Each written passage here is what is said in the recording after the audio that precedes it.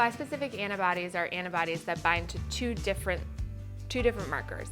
One on T cells, usually CD3 for lymphoma, as well as CD20, which is a marker on B cells and is often overexpressed in B cell lymphomas.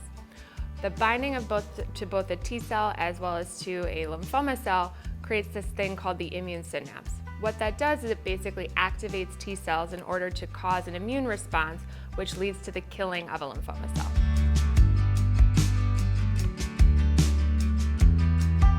Currently, bispecifics are approved for two different lymphoma subtypes. The first is diffuse large B-cell lymphoma. There are currently two bispecific antibodies which are approved, glofitamab and epcoritamab.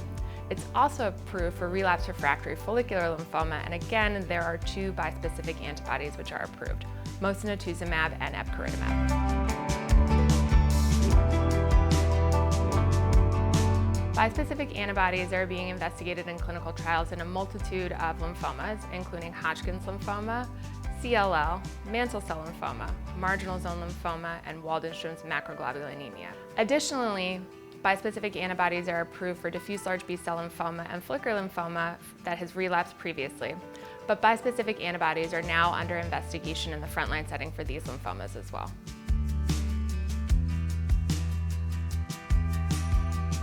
Some of the side effects that patients should be on the lookout for are something called cytokine release syndrome.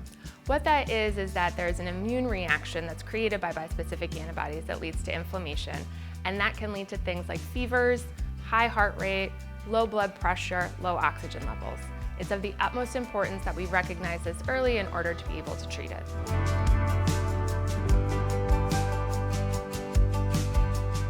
Bispecific antibodies are appropriate for many patients with diffuse large B-cell lymphoma and follicular lymphoma.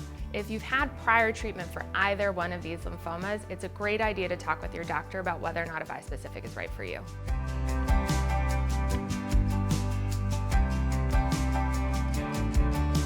CAR-T stands for chimeric antigen receptor T cells.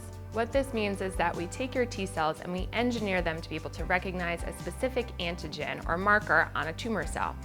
For lymphomas, currently that's CD19.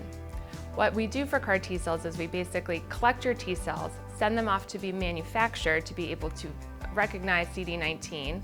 We give lymphodepleting chemotherapy prior to giving CAR T cells, and then we infuse your CAR T cell therapy. Then we monitor you for side effects that could be related to CAR T cell therapies, and ultimately we hope that this cures your lymphoma.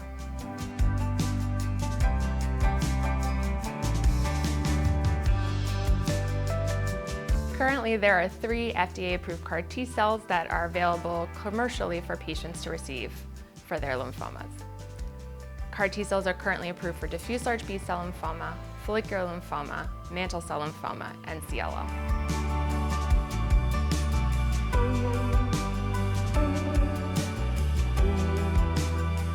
There are 2 types of side effects that we worry about most for CAR T cells: cytokine release syndrome, or CRS, and neurotoxicity, which we call ICANS.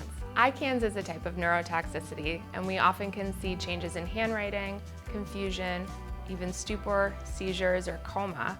And this again is also treated with anti-inflammatory agents, first with dexamethasone and then sometimes with other agents if that doesn't work.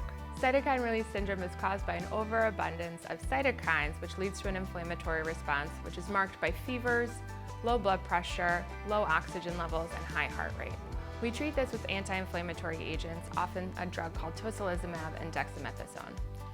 ICANS is the neurotoxicity, which is also, again, we think inflammatory mediated, but we actually don't know what causes it.